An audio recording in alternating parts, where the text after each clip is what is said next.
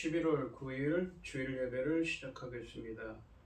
복이 있는 사람은 악인들의 꾀를 따르지 아니하며 죄인들의 길에 서지 아니하며 오만한 자들의 자리에 앉지 아니하고 오직 여호와의 율법을 즐거워하여 그의 율법을 주야로 묵상하는도다.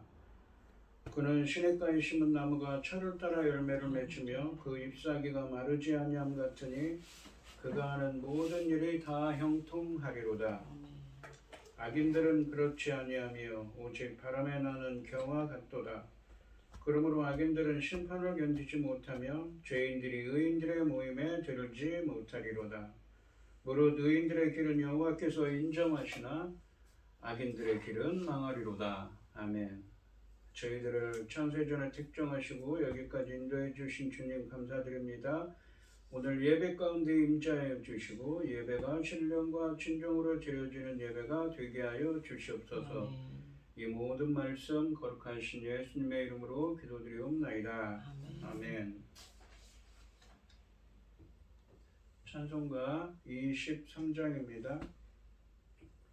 만입이 내게 있으면 그 입 다 가지고 내 구주 주시는 총을 늘 찬송하겠네. 내 은혜로우신 하나님 날 도와주시고 그 크신 영광 넓혀 다 알게 하소서. 내 주의 귀한 이름이 날 위로하시고 이 귀의 음악 같으니 참 희락되도다. 내 죄의 권세 깨뜨려 그 결박 푸시고 이 추한 마음을 비로소 고청케 하셨네. 아멘. 사도신경 하심으로 지난 고백하시겠습니다. 전능하사 천지를 만드신 하나님 아버지를 내가 믿사오며 그 외아들 우리 주 예수 그리스도를 믿사오니 이는 성령으로 잉태하사 동정녀 마리아에게 나시고 본디오 빌라도에게 고난을 받으사 십자가에 못 박혀 죽으시고 장사한 지 사흘 만에 죽은 자 가운데서 다시 살아나시며 하늘에 오르사 전능하신 하나님 우편에 앉아 계시다가 저리로서 산자와 죽은 자를 심판하러 오시리라. 성령을 믿사오며 거룩한 공예와 성도가 서로 교통하는 것과 죄를 사하여 주시는 것과 몸이 다시 사는 것과 영원히 사는 것을 믿사옵나이다. 아멘. 교동문 11번입니다. 여호와여 의의 호소를 들으소서. 나의 울부짖음에 주의하소서. 거짓되지 아니한 입술에서 나오는 나의 기도의 귀를 기울이소서. 주께서 나를 판단하시며 주의 눈으로 공평함을 살피소서. 주께서 내 마음을 시험하시고 밤에 내게 오시어서 나를 감찰하셨으나 흠을 찾지 못하셨사오니 내가 결심하고 입으로 범죄하지 아니하리이다. 사람의 행사를 논하며 하는 제 입술의 말씀을 따라 스스로 삼가서 포악한 자의 길을 가지 아니하였사오며 나의 걸음이 주의 길을 굳게 지키고 실족하지 아니하였나이다. 하나님이여 내게 응답하시겠으므로 내가 불렀사오니 내게 귀를 기울여 내 말을 들으소서. 주께 피하는 자들을 그 일어나 치는 자들에게서 오른손으로 구원하시는 주여 주의 귀한 사랑을 나타내소서. 아멘. 찬송가 288장입니다. 예수를 나의 구주 삼고 성령과 피로써 거듭나니 이 세상에서 내 영혼이 하늘의 영광 누리도다. 이것이 나의 간증이요 이것이 나의 찬송일세. 나 사는 동안 끊임없이 구주를 찬송하리로다. 온전히 주께 맡기네요. 사랑의 음성을 듣는 중에 천사들 왕래하는 것과 하늘의 영광 보리로다. 이것이 나의 간증이요 이것이 나의 찬송일세. 나 사는 동안 끊임없이 구주를 찬송하리로다. 주 안에 기쁨 누림으로 마음의 풍랑이 잔잔하니 세상과 나는 간 곳 없고 구속한 주만 보이도다. 이것이 나의 간증이요 이것이 나의 찬송일세. 나 사는 동안 끊임없이 구주를 찬송하리로다. 아멘. 기도하시겠습니다. 여호와는 긍휼이 많으시고 은혜로우시며 노하기를 더디하시고 인자하심이 풍부하시도다. 아멘. 자주 경책하지 아니하시며 노를 영원히 품지 아니하시리로다. 우리의 죄를 따라 우리를 처벌하지는 아니하시며 우리의 죄악을 따라 우리에게 그대로 갚지 아니하셨으니 이는 하늘이 땅에서 높은 같이 그의 경외하는 자에게 그의 인자하심이 크심이로다. 아멘. 천지 만물을 지으신 전능하신 하나님 아버지, 저희들같이 어리석고 보잘것없는 자들을 자녀 삼으신 아버지 그 크신 사랑 가운데 살아가게 하시는 참으로 감사드립니다. 세상은 온갖 일로 어지럽고 소란스럽고 야단스럽지만은 전능하신 하나님께서 아버지 저희들을 지켜주시고 저희 나라 대한민국을 지켜주셔서 이만큼 안전하게 지켜오고 있습니다. 전능하신 하나님 아버지, 저희 나라 대한민국은 하나님 손에 달렸습니다. 아버지께서 지켜주심으로 여기까지 왔고 그동안의 믿음의 선진들이 눈물로 기도하여서 지켜왔습니다. 전쟁으로부터 지켜주시옵소서. 모든 재난으로부터 지켜주시옵소서. 새로운 격변의 시대에 들어왔습니다. 아버지 하나님, 잘 적응할 수 있도록 뛰어난 머리들을 허락하여 열어주시고 하나님의 그 지혜를 주시어서 잘 감당할 수 있도록 도와주시옵소서. 아멘. 전능하신 하나님 아버지, 지금은 중대한 시대입니다. 열매 거두실 중대한 시대에 사랑하는 종 열매 거둘 말씀을 들고 강단에 세우셨으니 이 말씀을 아버지께서 기뻐 받으실 열매들이 넉넉히 나올 수 있기를 간절히 소원하옵고 이 모든 말씀 억만 죄악 가운데에서 우리를 권하여 주신 예수 그리스도 이름으로 기도드리옵나이다. 아멘. 오늘 함께 하실 하나님의 말씀은 마태복음 14장 1절로 12절까지 말씀입니다. 마태복음 14장 1절로 12절입니다. 교독을 하겠습니다. 제가 먼저 읽겠습니다.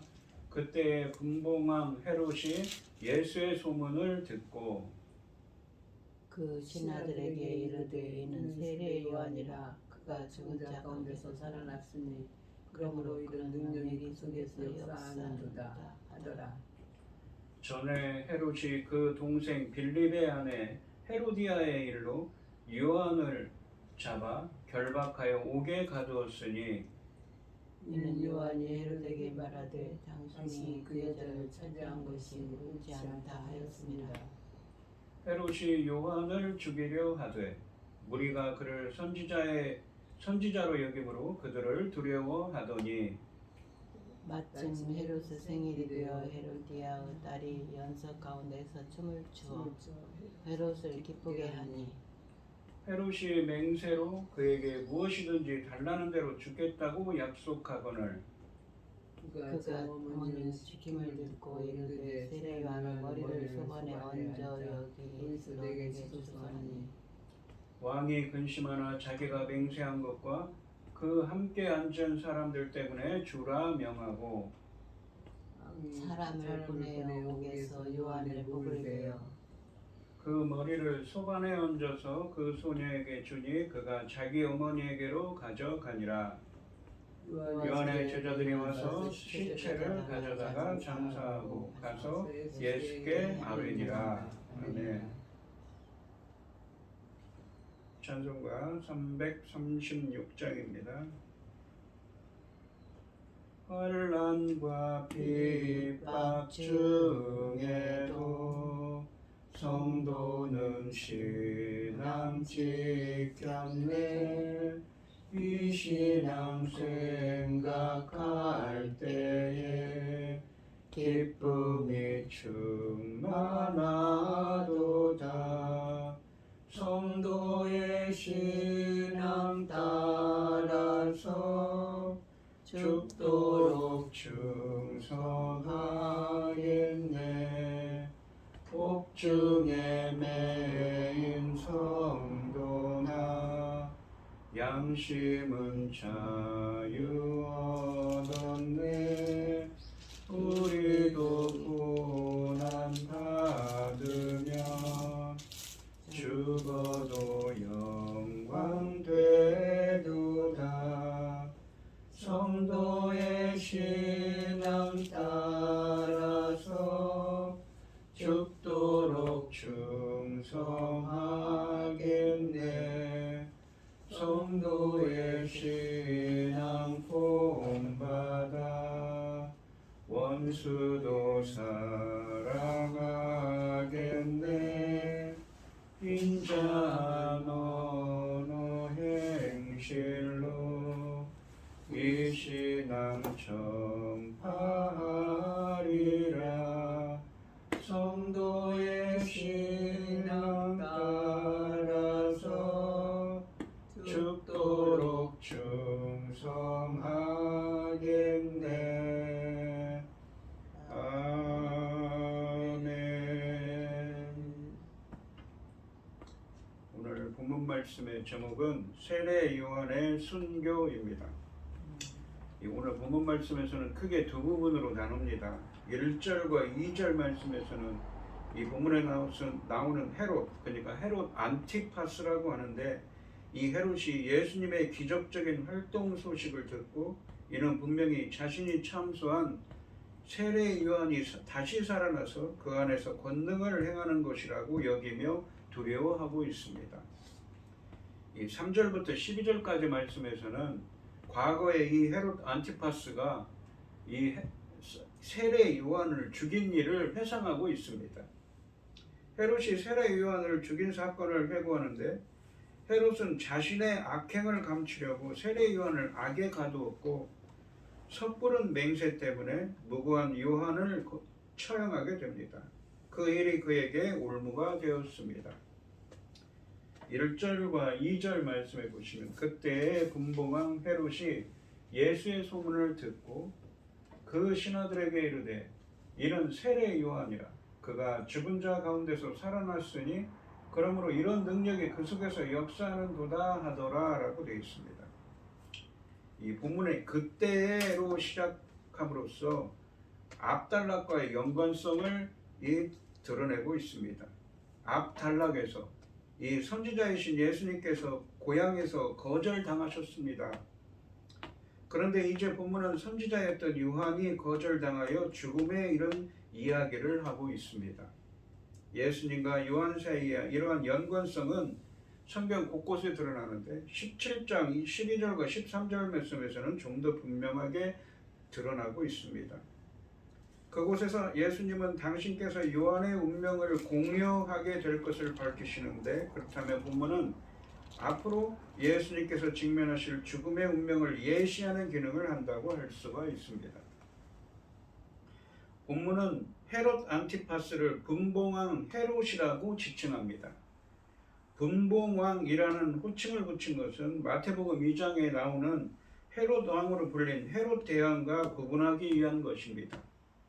본문에 나오는 이 헤롯 안티파스는 마태복음 2장에 나오는 아기 예수를 죽이려고 했던 헤롯 대왕의 아들인 헤롯 안티파스로서, 이 헤롯 대왕이 죽고 나서 나눠진 4개의 나라로 나눠졌는데, 갈릴리와 베레아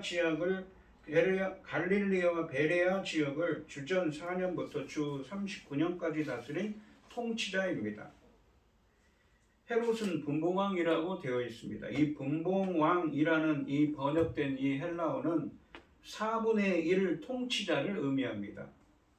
헤롯 안티파스는 왕이 되기를 원했지만 로마는 한 번도 분할된 지역을 통치하는 자를 왕으로 인정한 적이 없기 때문에 헤롯은 왕이 아니라 분할 통치자, 공동 통치자로 불리고 있는 것입니다. 그는 아버지 헤롯 대왕을 닮아 간교하고 잔인했으며 사치를 즐겼습니다.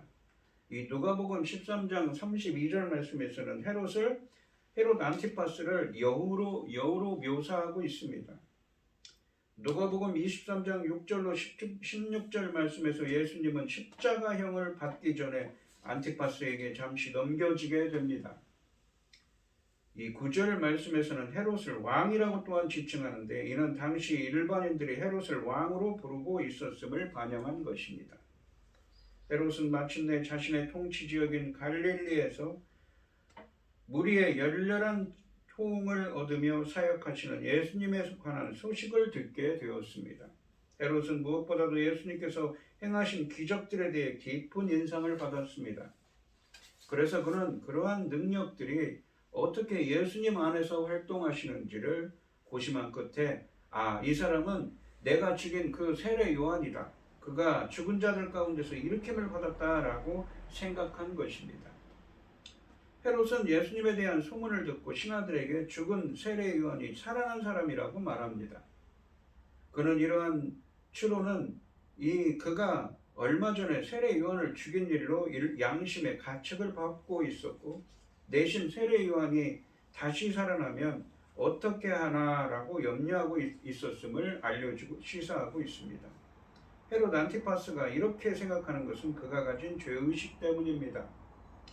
헤롯은 이처럼 죽음에서 돌아온 인물은 예수님처럼 기적적인 능력을 행사할 수 있다고 미신처럼 믿고 있었던 것입니다. 헤롯이 예수님을 자신이 죽인 요한으로 착각한 것은 그가 요한을 얼마나 위협적인 인물로 생각했는지 알 수가 있습니다. 헤롯은 예수님에 대한 보고를 듣고 요한이 환생에서 능력을 나타내고 있다고 판단했기 때문에 정치적 위협을 느끼고 있었습니다. 이 안티파스는 예수님이 기적을 행하신 것을 듣고 세례 요한이 되살아났다는 미신에 사로잡히고 있습니다.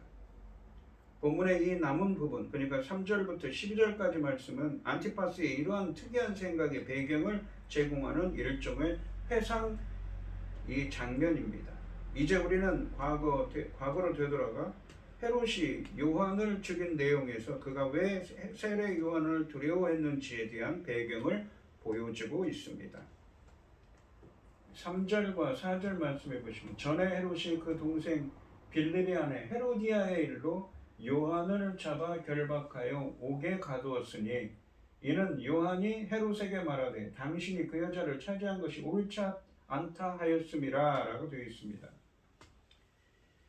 헤롯 안티파스는 요한을 체포하여 묶어 감옥에 가두었습니다. 본문은 헤롯이 요한을 가둔 이유를 명백히 밝히고 있는데, 요한이 헤롯에게 그가 그의 형제 빌립의 아내 헤로디아를 아내로 취한 것이 적법하지 않다고 말했기 때문입니다. 헤롯이 헤로디아와 결혼한 것은 당시 유대인들에게 매우 부당한 처사로 받아들여졌습니다. 헤롯은 헤로디아와 결혼하기 위해 먼저 자신의 첫 번째 아내와 이혼했고, 헤로디아는 첫 번째 남편인 헤롯 빌립, 그러니까 본문에 나오듯이 헤롯 안티파스의 이복 동생인 헤롯 빌립과 이혼하였기에 두 행동 모두 보수적인 유대인들에게는 율법을 어긴 행동들이었습니다. 이것은 레위기나 신명기에 나오듯이 율법을 어긴 행위였습니다. 요한은 이러한 사실을 내놓고 지적하였고 이는 헤롯에게 큰 정치적 부담이 되었습니다. 특히 4절에서 말하되라고 이 번역된 동사는 미완료 시제입니다. 그러니까 세례 요한이 이 말을 계속하고 다닌 것이지요. 헤롯은 자신의 정치적 입지를 흔드는 요한을 그냥 내버려둘 수 없었고 따라서 그를 체포하여 감옥에 가둔 것입니다. 이 마태복음 4장 12절 말씀해 보시면 예수님은 세례 요한의 투옥을 이 세례 요한의 제자들로부터 듣게 되어서 알고 있는 상태입니다. 요한의 제자들과 대화를 한 적도 있었습니다. 세례 요한은 당당히 헤롯의 잘못을 지적합니다. 그는 옳지 않은 것을 옳지 않다고 말할 용기를 갖춘 선지자였습니다. 권력에 굴복하여 악을 방치하거나 동조한다면 땅의 삶은 보장받겠지만 천국의 삶은 잃게 될 것입니다. 윤리가 상대되고 불의한 일이 상식이 되는 세상에서 그리스도인들은 세상 기준이 아닌 하나님 나라의 기준을 따라 세상의 불의를 질책하는 요한과 같은 선지자들이 되어야 합니다. 5절 말씀해 보시면 헤롯이 요한을 죽이려 하되 무리가 그를 선지자로 여김으로 그들을 두려워하더니 라고 되어 있습니다. 그러니까 사람들이 헤롯을 선지자로 여겨서 죽이지 못했던 것이지요. 헤롯 안티파스는 자신을 비난한 세례 요한을 증오하여 죽이려고 했지만 무리들이 세례 요한을 선지자로 여겼기 때문에 헤롯 안티파스는 그들을 두려워하여 세례 요한을 죽이지 못합니다. 마가복음 6장 20절 말씀에 나와 있듯이 헤롯 안티파스는 세례 요한을 거룩한 사람으로 알고 두려워하며 보호하며 그의 말을 듣는 것을 좋아했다고 합니다. 그렇기 때문에 더욱 그를 죽일 수 없었습니다. 비록 헤롯 안티파스는 도덕적으로 바르지 못한 삶을 살았지만 이 세례 요한의 메시지에 매력을 느껴 세례 요한의 메시지를 크게 번민하면서도 달갑게 들었던 것입니다. 헤롯은 이 마가복음 6장 20절 말씀처럼 한편으로는 이 요한을 의롭고 거룩한 자로 여겨 그를 무서워했을 뿐 아니라 다른 한편으로는 오늘 본문 말씀처럼 무리를 무서워했기 때문에 그를 안전하게 지키지 않을 수 없었습니다. 헤롯이 무리를 무서워한 이유는 그들이 그를 선지자로 여기고 있었기 때문이라고 말씀하십니다. 그런데 21장 46절 마태복음 21장 46절에서는 대제사장들과 바리새인들이 예수님을 죽이려 하지만 무리들이 그분을 선지자로 여기고 있기 때문에 그들을 무서워하여 그분을 죽이지 못했다고 말씀하십니다. 이런 점에서도 이 세례 요한과 예수님 사이의 유사성이 드러납니다. 더 나아가서 예수님께서도 요한과 마찬가지로 마침내는 권력자들의 손에 처참한 죽음을 당하신 사실은 둘 사이의 유사성을 더욱 부각시키고 있습니다. 이처럼 요한은 예수님의 선행자로서의 기능을 묵묵하게 수행하고 있습니다. 6절과 7절 말씀해 보시면 무릇 마침 헤롯의 생일이 되어 헤로디아의 딸이 연석 가운데서 춤을 추어 헤롯을 기쁘게 하니 헤로디아는 헤롯 안티파스의 부인입니다. 그렇게 부정하게 불의하게 결혼한 사람이죠. 헤롯이 맹세로 그에게 무엇이든지 달라는 대로 주겠다고 하거늘이라고 되어 있습니다. 마침 헤롯의 생일이 되었을 때 헤로디아의 딸이 잔치자리에서 춤추었고 그래서 헤롯을 기쁘게 했습니다. 요세푸스라는 사람이 저술한 유대의 역사서에 의하면 헤로디아의 딸의 이름은 살로메라고 합니다. 11절 말씀에서 그녀가 소녀라고 불린 것으로 미루어 볼 때 그때 당시 10대 초반이었던 것으로 보입니다. 그런데 이 연애의 흥을 돋우기 위해 왕족인 살로메를 춤추게 한 것은 상식에 벗어난 행동이었습니다. 아무튼 살로메의 이 춤은 헤롯을 매우 기쁘게 했고 그래서 그는 그녀에게 그녀가 요청하면 무엇이든지 주겠다고 맹세하여 약속했습니다. 마가복음 6장 23절에서 헤롯은 나라의 절반이라도 줄 수 있다고 했습니다. 에스더서 5장 2절과 3절 말씀에서 페르시아 제국을 호령하던 아하수에로 왕이 에스더에게 한 말과 같습니다. 헤롯은 참으로 작은 지역을 다스리는, 그것도 로마 사람들의 허락하에 다스리고 있는 보잘것없는 분봉 왕입니다. 공동 통치자지요. 그러나 그의 허세는 큰 제국을 다스리는 왕의 버금갑니다. 그는 무심결에 이 말을 내뱉었을 테지만 통치자의 약속이었기 때문에 물릴 수가 없었습니다. 8절 말씀해 보시면 그가 제 어머니의 시킴을 받아, 그거는 누구입니까? 여기 보시면 살로메죠. 이 헤롯의 딸입니다. 춤추던, 그 헤롯의 생일 파티에 훔추던 딸입니다. 어머니의 시킴을 듣고 이르되 세례 요한의 머리를 소반에 얹어 여기서 4개 주소서 하니, 소반은 쟁반을 의미합니다. 사람의 머리를 10대 초반의 소녀가 사람의 머리를 잘라서 쟁반 위에 담아달라고 이야기하고 있습니다. 참혹하지요. 젊은 여인이라면 누구든지 헤롯이 한 것 같은 제안에 대해 수천 가지 가능한 이 대답을 준비했을 법하지만 살로메는 아직 어린 소녀였고 이미 어머니의 시킴을 받은 상태였습니다. 본문 말씀은 살로메가 이미 자기가 무엇을 요청해야 할지를 알고 있었던 것처럼 들립니다. 그런데 이 마가복음은 그녀가 무엇을 행해야 할지 알기 위해 자기 어머니에게 갔다고 또한 말씀하십니다. 그 어머니의 음침한 욕망이 그 상황을 지배하고 있었습니다. 마가복음 6장 24절 말씀에 따르면 헤롯의 제안을 받은 헤로디아의 딸 살로메는 곧바로 나가서 왕에게 무엇을 요구할지 어머니에게 묻자 헤로디아는 세례 요한의 머리를 요청하라고 말했다고 합니다. 마가복음 6장 19절 말씀에 의하면 요한의 죽음을 적극적으로 원하였던 것은 헤로디아였는데 그녀가 이 기회를 놓칠 리가 없었습니다. 그녀는 자신의 결혼을 비난하는 요한의 목숨 정도는 얼마든지 없앨 수 있는 그런 성품의 여인이었던 것입니다. 어머니의 지시를 받은 살로메는 그 말에 설득되어 헤롯에게 말합니다. 세례 요한의 머리를 소반에, 그러니까 쟁반에 얹어 여기서 4개 주십시오라고 말합니다. 그녀의 이러한 요청은 헤롯의 생일잔치가 얼마나 무법하고 품격 없는 잔치였는지 보여줍니다. 소반, 그러니까 쟁반은 잔치의 음식을 담는 용도입니다. 고대 세계에서는 전쟁에서 승리한 기념으로 적군의 머리를 잘랐는데 특히 잔치에서 처형을 집행하는 것은 헤롯이 얼마나 부패하고 악하며 잔인했는지를 보여주고 있습니다. 9절 말씀해 보시면 왕이 근심하나 자기가 맹세한 것과 그 함께 앉은 사람들 때문에 주라 명하고 라고 되어 있습니다. 사람들 때문에 두려워해서 죽이지 못했는데 어쩔 수 없이 죽이게 되어서 근심, 걱정을 하고 있습니다. 왕은 어리석은 약속을 한 것을 후회했습니다. 헤롯은 백성의 반응을 염려했지만 맹세한 것 때문에 옥에서 요한의 목을 베도록 명령합니다. 헤롯이 거의 자신의 뜻에 반하여 소녀의 요구를 들어줘야 한다는 책임감을 느낀 것은 그 함께 앉은 사람들 앞에서 그가 맹세를 했기 때문이었습니다. 그런데 1절 말씀에서 헤롯을 분봉한 곧 4분의 1의 통치자라고 공동 통치자라고 했는데 이제 그를 왕으로 표현합니다.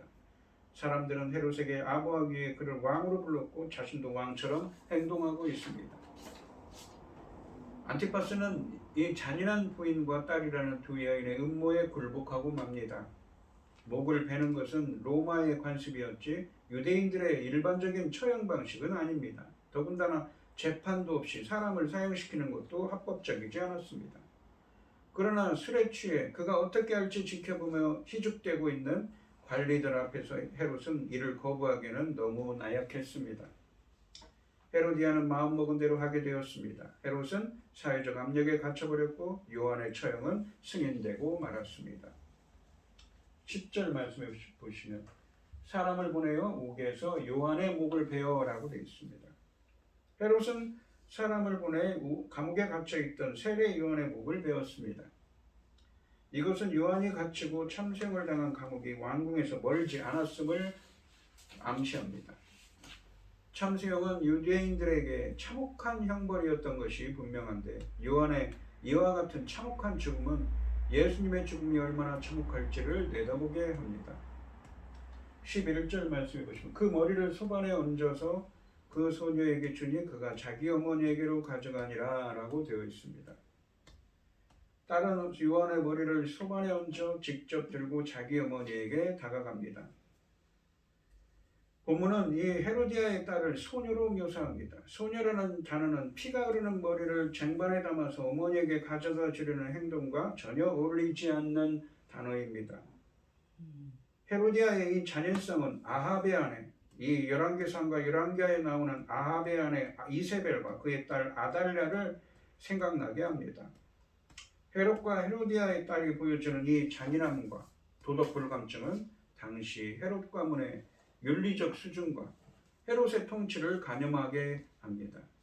헤로디아는 자신을 비판한 요한에게 복수했습니다. 이렇게 헤롯은 정식 재판 절차도 없이 요한을 처형한 것입니다. 세례 요한의 죽음은 그가 메시아이기를 예비한 자라는 점에서 예수님의 십자가 죽음을 예고한 것이었습니다. 이 의인의 삶은 불가피하게 고난이 따릅니다.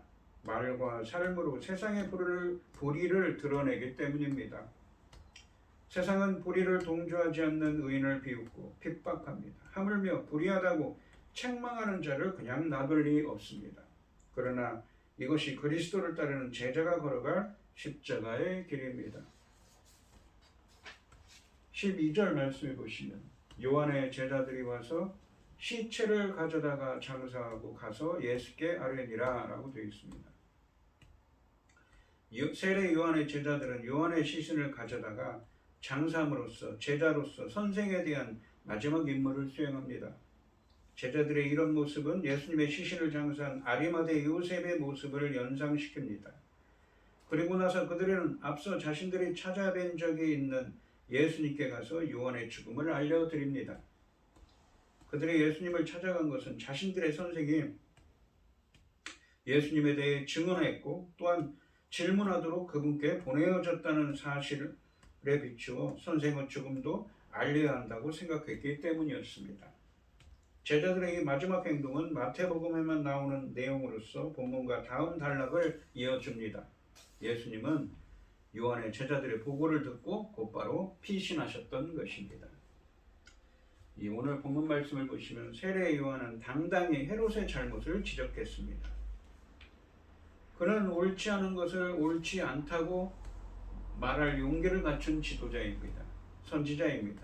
권력에 굴복하여 악을 방치하거나 통주한다면 땅의 삶은 보장받겠지만 천국의 삶은 잃게 될 것입니다. 윤리가 상대화되고 불의한 일들이 상식이 되는 세상에서 그리스도인들은 세상 기준이 아닌 하나님 나라의 기준을 따라 세상의 불의를 질책하는 선지자들이 되어야 합니다. 오늘 이 시간 성도님들도 세상 기준이 아닌 하나님 나라의 기준을 따라 세상의 불의를 질책하는 예수님의 제자가 되시기를 주님의 이름으로 축원드리겠습니다. 기도하겠습니다. 하나님 아버지 감사합니다. 오늘 본문 말씀에서 세례 요한은 드디어 잔혹하게 처형당합니다.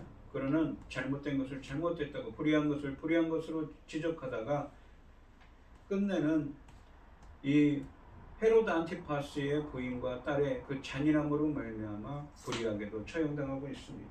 하지만 예수님을 따르는 제자들은 세례 요한과 같은 삶을 살아야 합니다. 세상 기준이 아닌 하나님 나라의 기준을 따라 세상의 불의를 지적하고 질책하는 세례 예수님의 제자들이 되게 하여 주시옵소서. 이 모든 말씀 거룩하신 예수님의 이름으로 기도드리옵나이다. 아멘. 찬송가 516장입니다.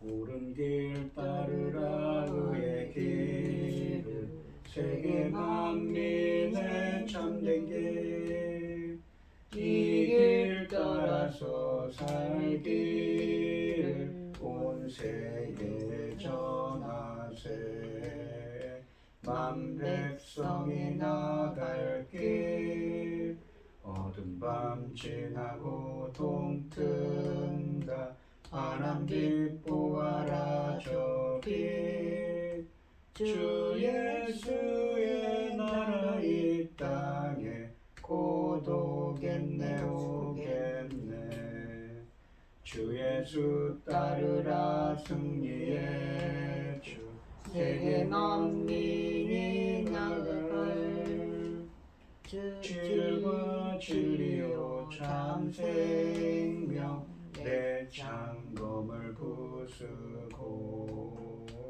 다 따르라 화평왕 어둠 밤 지나고 동튼다 환한 빛 보아라 저빛 주 예수의 나라 이 땅에 곧 오겠네 오겠네 놀라운 이 소식 알리어라 세계 만민을 구하려 내 주 예수를 보내신 참 사랑의 하나님 만 백성이 따를 길 어둠 밤 지나고 동튼다 환한 빛 보아라 저기 주 예수의 나라 이 땅에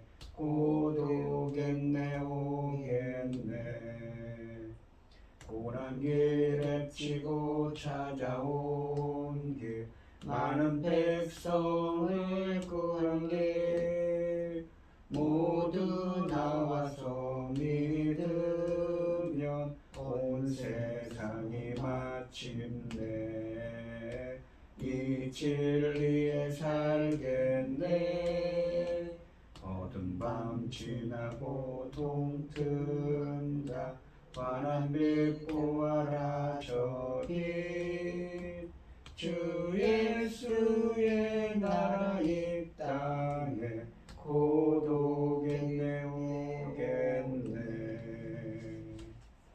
기도하겠습니다. 참 감사하신 하나님 오늘도 거룩한 주일에 불러 모아주시고 예배드리게 하여 주시오니 감사드립니다. 김혜승 권사님, 최병영 집사님, 고현희 집사님 주님께 귀한 예물을 드립니다. 드려지는 손길마다 주님께서 기억하시고 이 간구와 기도에 귀 기울여 주시고 응답하여 주셔서 주님의 기뻐하시는 뜻을 행할 수 있도록 인도하여 주시옵소서. 이 모든 말씀 거룩하신 예수님의 이름으로 기도드리옵나이다. 아멘. 찬송가 5장을 하시고 축도하심으로 오늘 예배를 마치겠습니다. 이 천지간 만물들아 복 주시는 주 여호와 전능 성부 성자 성령 찬송하고 찬송하세 아멘. 이제는 주 예수 그리스도의 은혜와 아버지 하나님의 극진하신 사랑과 성령의 교통하심이 성도들 머리 위에 이제로부터 영원히 함께 있을지어다. 아멘.